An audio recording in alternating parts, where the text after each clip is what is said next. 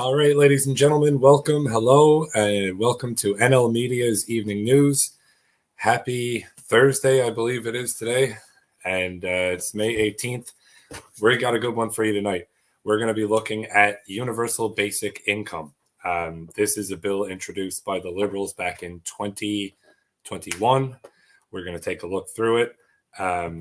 It's not what some people think, or what some people seem to think. I've read online that some people seem to think this is a bill that's going to ban the unvaccinated from receiving government benefits. Now, I'm not here to tell you that the Liberals will not do that. It's certainly not beyond them. In fact, I certainly expect at some point they will do something like that. But for now, we will be looking at the actual bill in question and what it entails.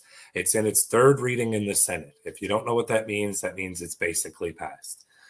If it doesn't get passed now in the Senate, it'll just get brought back to the House. They'll re-vote on it and amend it, re-vote it, and send it back to the Senate.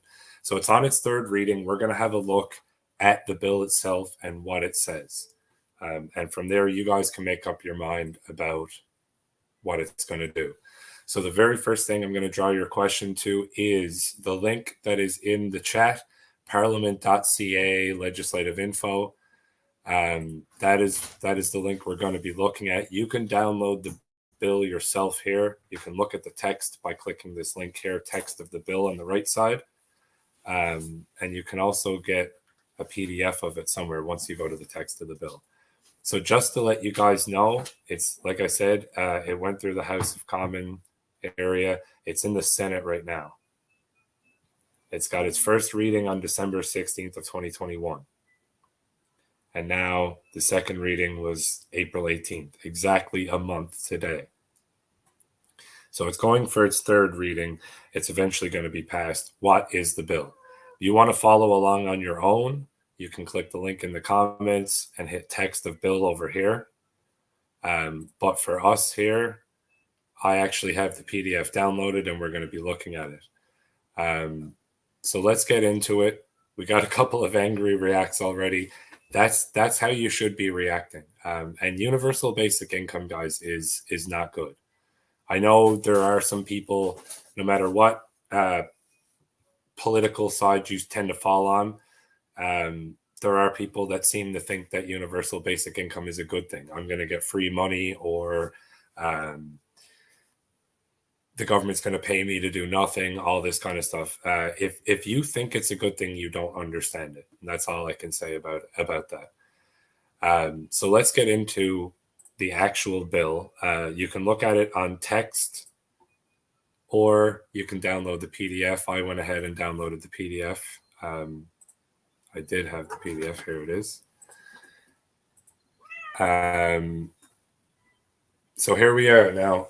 The Bill S233, which is in the Senate right now, is an act to develop a national framework for guaranteed livable basic income. This is from the first reading. Now, the bill doesn't change throughout the reading unless there's been amendments. So, and the French is on the right-hand side. As we scroll down here, guys, the summary, this doesn't really matter. This is all procedural nonsense. And you get to the actual bill. So it's an act to develop a national framework for guaranteed livable basic income, or une loi concernant l'élaboration d'un cadre national sur le revenu de base garantie suffisante. And that's about the only French you're going to get tonight. So the preamble starts off with a bunch of basically hypotheticals, but this is how bills go through the House here in Canada. So whereas every person should have a livable fixed basic income, I mean, that's a falsehood right off the bat.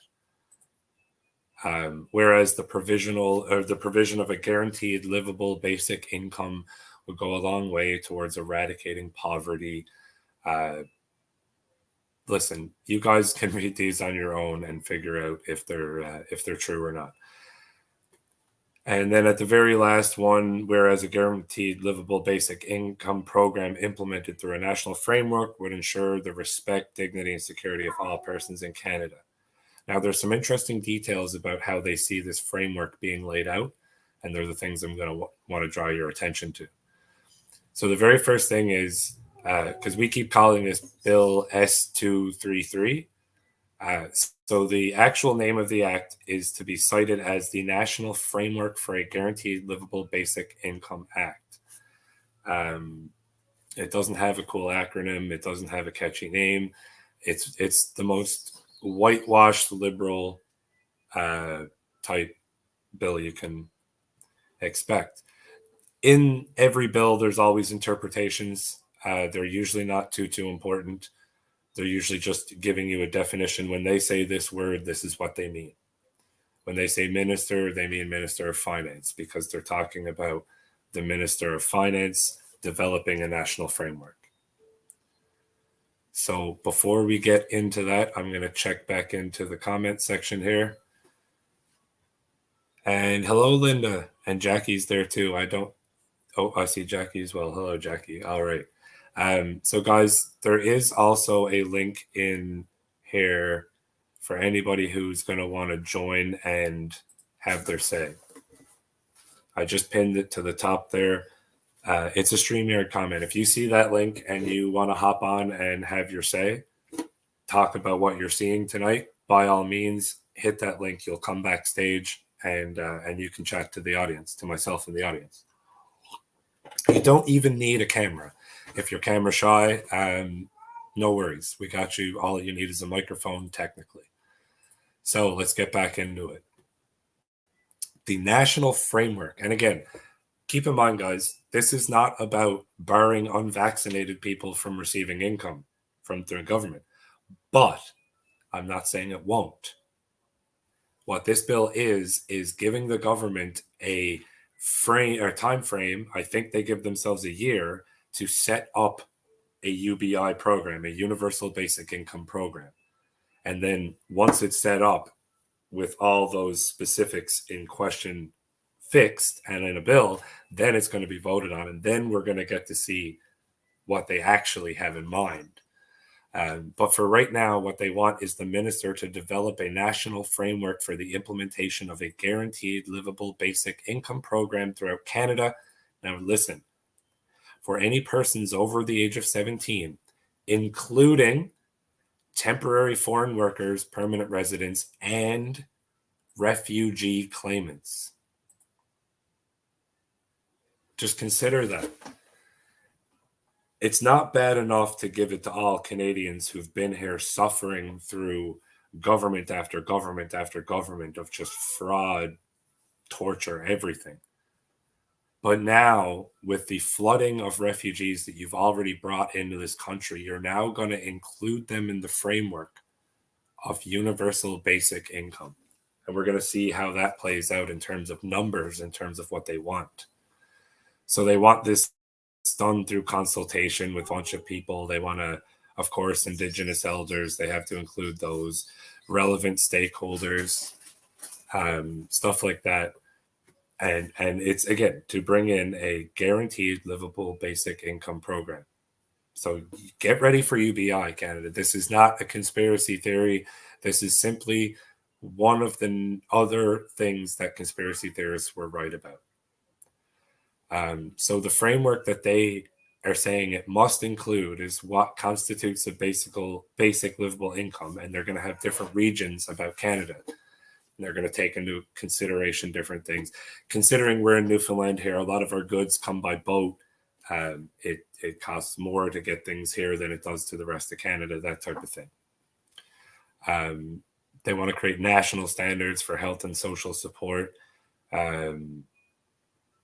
in every province, because again, this is only federal, and each province is going to have some sort of foot in the door with this program to allow it to be implemented on a full scale. It's almost kind of like the way your taxes get paid. You pay some provincial and you pay some federal taxes. You're going to get benefits, and they're going to come in the way federal and provincially. Now, that provincial might be paid for through federal dividends, but it's still going to be partially federal and partially provincial. They want to ensure participation in education, training the labor market so that they qualify. The labor market is going to disintegrate with a guaranteed livable basic income. There is no labor market. When you pay people to stay home, they do not work. You tried it with COVID and you figured that out. You gave them COVID money and they stayed home. They're still staying home. And now it works. And now you're going to give it to them in full. Again, just one more thing that the conspiracy theorists were right about. Couple more people strolling in here now. Rodney, how's it going? No, we don't want to be controlled. And universal basic income comes with control. You better believe it will. All the world's government are corrupt. It's not just Canada. And you would be foolish to think that. And they can cut you off. Jackie, you're hitting the nail on the head, guys. Absolutely. Gail's tagging Peter. That should be good. All right. So we're going to get back to it. Every now and then, guys, I'm sharing the screen. So every now and then I want to be able to check back with the comment section. Keep in mind, if you're listening and you want to join and have your say, there is a StreamYard link. Look in the comment section. I'm just going to put it here again, just in case. Now, back to our regularly scheduled program. The tabling of the framework. So it's 1 year to the day after this act comes into force. So I was right with the 1 year timeline. They're giving themselves 1 year, which is interesting given it's election time. So this is, you better believe it, an election promise, right? They get to go into an election now promising, guys, we tabled legislation to set up universal basic income, to give you free money every week. So this is an election promise. This is an election bribe. You better believe it, just like everything else. They want to have the minister must prepare a report setting out the framework, yada, yada, yada, and cause the report to be tabled in the House of Parliament on any of the first 15 days on which the House is sitting after. Because again, they don't work all year round. It's not like you're paying these people 6 figures a year to work an actual job. You're paying them a base salary of $105,000 a year to work minimal hours, less than part-time hours. So the time frame could fall at a point where the House is not sitting, which obviously means they have to allow for that and compensate for that. So once the House starts sitting, they have 15 days to table this finalized report. And this is a year after this specific bill is passed through our Senate. And the minister must publish the report on the website, which makes it, again, then it gets tabled in both houses of parliament, making it official on the public hazard. And then within 2 years of the report, and every year after that, the minister must, in consultation with parties referred to in subsection 3.2, which is, scroll back up. Oh, that's going to be in a different part of the bill. You always got to check with these people when they refer to things. You absolutely always have to check with them. 2 years after, within subsection 2, undertake a review of the effectiveness of the framework and prepare the report setting out for social, yada, yada, yada. Another 15 days. Again, they're giving themselves, you have to understand the way this works. And that's the end of it, by the way, in terms of the actual bill. There's not much to it. Like, there's been a lot of hype with the bill online about what it does and what it's going to stop people from being able to do and all that. But at the end of the day, this is political pandering at its best. It's bribery. It should be illegal, but it's not. And that's what it is. So they're giving themselves a year. We know there's an election coming. It could literally be called tomorrow. It's more likely to happen sometime next year. But either way, the timeline is similar. So we're giving ourselves a year to set up all this framework, to go through all this government red tape nonsense, the bureaucratic committees, the consultation, and the $100,000 fees they're going to have to pay for PowerPoint presentations that could have been drawn up in the comment section here while I've been ranting. And then they have another year after that, and within 15 days of this, and then they get another until the next sitting of the House. This is an election bribe. They're bribing you with universal basic income. It's plain as day to see. It's never dangled in front of you as an actual possibility. They could table the legislation tomorrow. There's countries that already do universal basic income. There's areas or countries that take specific regions and do it as pilot projects. There's plenty of research done on this. There's no research that hasn't been done that's going to be able to be done through parliamentary committees with liberals and conservatives and new Democratic members. Somebody didn't want you to be here, Peter, and that's not even me, because I always want you to be here. So again, we're going to take a quick look back at the bill, just to give you the wording and show you this. It's election pandering. It's election bribery at its finest. Bill S233. It's actually in its third reading right now. And you have to scroll 3 to 4 pages just to actually get any content, because typical government fashion. So this is an act to develop a national framework for a guaranteed livable basic income. And they give themselves a year, whereas virtue signaling nonsense, whereas more virtue signaling nonsense, whereas we are giant virtue signalers, and now, therefore, Her Majesty, it still hasn't been changed to His Majesty, which I find interesting. By and with the advice and consent of the Senate and House of Commons, enacts the follows, and then they give you the title, the National Framework for Guaranteed Livable Basic Income. And they define a bunch of stuff that we already know, and they give themselves a year to do this. And the main part that you need to understand is, if and when they ever get to enact universal basic income in Canada, this is the Canadian or the Liberal plan.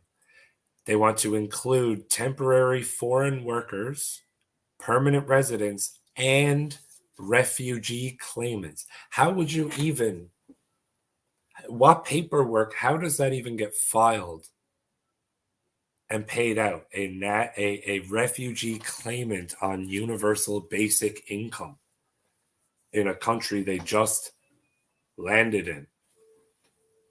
But they give themselves a year, and after a year, they have to come back and table another motion. And then after 15 days, they have to have some kind of,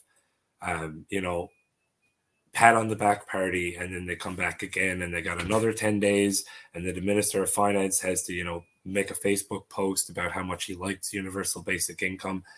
This is a election bribe. The act to develop a national framework for guaranteed livable basic income. This is nothing but a bribe. It's baiting us with UBI, yes. And once you get onto UBI, and Diane, you're hitting it. They tried UBI, Chev, yeah, I see that too. I'm going to toss your comment up in a second. If they convince us to get to a UBI, which is, in the Liberal mind, at least, it's down the road right now. They keep kicking the can down the road, and they're baiting you with it to get you to vote for them. We'll give you free money. Literally, we'll pay you to stay home if you vote for us. And they tried it, I believe, in BC as well. I might be wrong about that, Chev, but correct me if I'm wrong in the comments. But apparently they tried one in Ontario as well. It's nothing more than communism. And once they get you on universal basic income, where you're receiving weekly, bi-weekly, monthly benefits, once you don't comply to things the government wants you to do, what do you think happens to those benefits? I don't think you need the hint that they don't stick around, right? But again, for now, free money to enslave you, Jackie, absolutely. For now, this is simply an election bribe. It's not a current quote-unquote parliamentary threat to Canada. They are telling you openly what they have planned if you give them power. That's what an election bribe is. They're telling you everybody needs to have access to this free money. And get this, guys, temporary foreign workers, permanent residents, and refugee claimants are to be included in the framework for universal basic income. So for all you hardworking Canadians that are pissed off enough that your hard-earned money and tax dollars are going to be going to paying people to stay home, it's not just your regular Canadians that are being paid to stay home. It's temporary foreign workers and refugee claimants. And the only thing guaranteed, well, I'll have to disagree with you on the latter. Death is guaranteed in this world. Some of the more elite people in the world seem to be trying to escape that, but that's another conversation. So we're done with the content we wanted to look at. All we wanted to do, and the links are in the comments for anyone who wants to take this and look at it and share it out on their own. The Liberals are bringing universal basic income to Canada, and they will roll this out as an election promise. Mark my words, take it to the bank right now. The minute an election is called and their platform goes up, universal basic income will be there, and this act will be used as a reference for the Liberals' promise to pay you to stay home and do nothing. And if you know what that means, you know that that's not the rainbows and unicorns that it sounds like. If you care about where Canada's going, and if you have a stake in the next generation of Canada, and yes, Valerie, we did cover that. They already have vaccine mandates on their re-election platform. So don't think for a second that they won't tie universal basic income to a digital ID, to digital currency. It all goes, that's the direction we're heading in. And if you have a stake in the next generation, you do not want this to occur. Now, I'm not telling you to go to the polls. It's far beyond me to tell you, let alone who to vote for or whether or not to even vote. I myself deregistered as a eligible voter. And I personally think that is the best vote anybody can make. You can call Elections Canada and request a form to fill out that unregisters you as an eligible voter so that you don't even count in the list of people that are eligible to vote when it comes time for the popularity selection, which are generally already predetermined anyways. So that's my bet. And people will say, well, no, we just need to vote for an alternative party. I don't have personal beef with, say, the PPC or Maxime Bernier, but I will tell you this. Maxime Bernier was a Minister of Foreign Affairs under Stephen Harper. If you've been following our NL Media page on Facebook, you know that CSIS has briefed and stated that every government since Brian Mulroney has been corrupted by China, and they've been briefed on it, and they've all ignored it. That means, by extension, that Maxime Bernier was briefed and was aware of the Chinese corruption.